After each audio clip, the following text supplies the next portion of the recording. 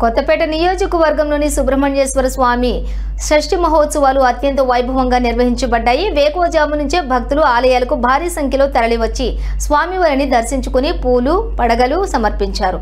అన్ని ఆలయాలు భక్తజన సమూహాలతో నిండిపోయి కిటకిటలాడాయి.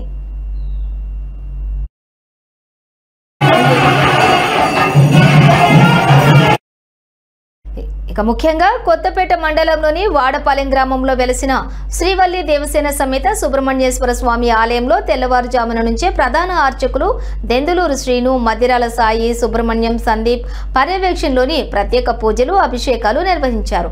వేలాదిగా తరలివచ్చిన భక్తులు స్వామివారిని దర్శించుకునేందుకు క్యూ లైన్లో నిలబడ్డారు. ఇక కొత్తపేట పాత బస్టాండ్ సెంటర్ సమీపంలో గల పురాణ ప్రాధాన్యం కలిగినటువంటి హరిహర దేవాలయం ప్రాంగణంలోని వల్లి దేవసేన సమేత సుబ్రహ్మణ్యేశ్వర స్వామి ఆలయం వద్ద కూడా భక్తుల రద్దీ పెరిగింది. నియోజకవర్గం వ్యాప్తంగా ఉన్న సుబ్రహ్మణ్యేశ్వర స్వామి ఆలయాలన్నింటిలో షష్ఠి తీర్థాలు ఘనంగా జరిగాయి.